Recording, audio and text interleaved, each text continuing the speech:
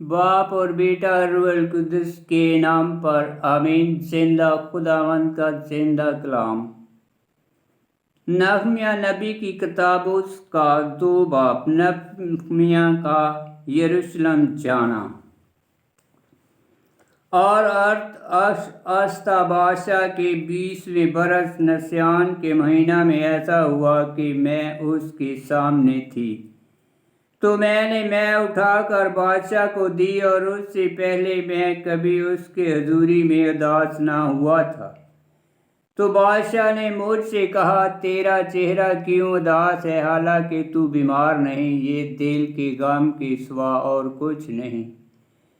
तब मैंने शिद्दत से खौफ खाया और मैंने बादशाह से कहा, बादशाह अब तक सलामत रहे, मेरा चेहरा किस तरह उदास ना हो, जबकि वो शहर वीरान हो गया है जो मेरे बाप दादा की कब्रों की जगह है, और उसके फाटक आग से जलाए गए हैं। बादशाह ने मुझसे कहा, पास तू क्या दरख्वास्त करता है? तब मैंने आसमान के खुदा से दुआ मांगी। फिर मैंने बादशाह से कहा, अगर बादशाह के नज़दीक मुनासिब हो और तेरे बंदे ने तेरे हजूर मकबूलियत पाई है, तो मुझे यहूदा में मेरे बाप दादा की कब्रों के शहर में भेज दे, ताकि मैं उसकी तमीर करूं। तब बादशाह ने मुझसे कहा, और मलका ने भी जो उसके पास बैठी थी, कि तेरा सफ़र कब तक होगा और तू कब लौटेगा? और बादशाह के नज़दीक अच्छा मालूम हुआ कि मुझे भेज दे, और मैंने एक मुद्दत का वादा किया। और मैंने बादशाह से कहा, अगर बादशाह के नज़दीक अच्छा मालूम हो तो मुझे दरिया के पार के हाकिमों के नाम फरमान अता करे कि वो मुझे जाने दें जब तक कि मैं यहूदा में ना पहुंचूं, और एक फरमान शाही बाग के दरोगा असाफ के नाम के वो मुझे लट्ठे दे, ताकि मैं उससे घर के किला के फाटकों और शहर की दीवारों के लिए और उस घर की छत के लिए जिसमें रहूंगा। तो बादशाह ने मुझे फरमान अता किए, मेरे खुदा के नेक हाथ के मुताबिक जो मुझ पर था। तब मैं दरिया के पार के हाकिमों के पास आया और बादशाह के फरमान उन्हें दिए, और बादशाह ने मेरे साथ लश्कर के सरदारों और सवारों को भेजा था।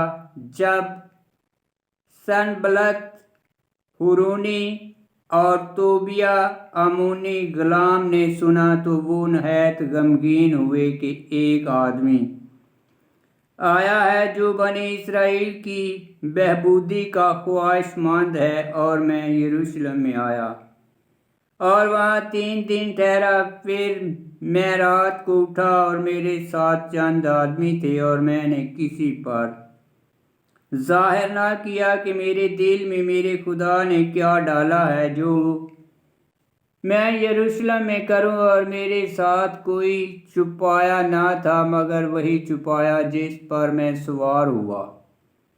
और मैं रात के वक़्त वादी के फाटक से, जो अल्दहा चश्मे के सामने है, कूड़े के फाटक की तरफ को निकला, और मैंने यरूशलेम की गिरी हुई दीवारों और उसके आग से जलाए हुए फाटकों का मुलाकात किया।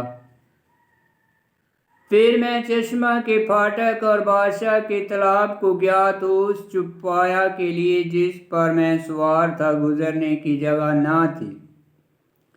फिर मैं रात ही को वादी की तरफ गया और दीवार को देख कर लौटा, और वादी के फाटक से दाखिल होकर वापस आया।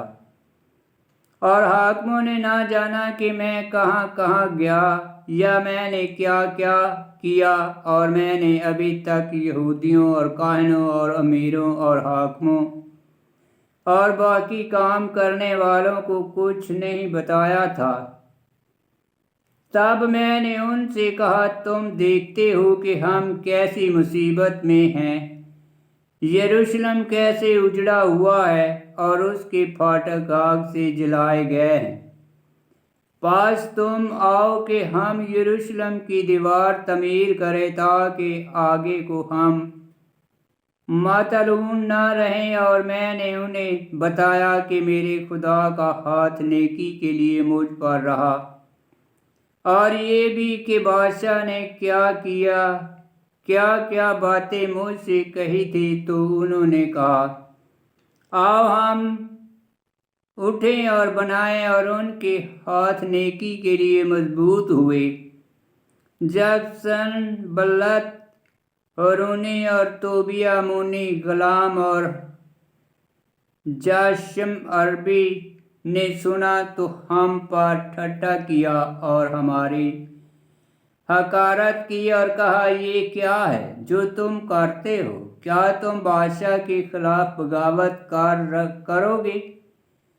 तब मैंने उन्हें जवाब दिया और उनसे कहा कि हमारी कामयाबी आसमान के खुदा ही से है, और वो जो उसके बंदे हैं उठेंगे और तमीर करेंगे, और तुम्हारे लिए यरूशलेम में ना हिस्सा और ना हक और ना यादगार है। आमीन। खुदावंद का पाक कलाम का पढ़ा और सुना जाना बाइस बरकत हो। खुदावंद तेरा शुक्र हो। आमीन।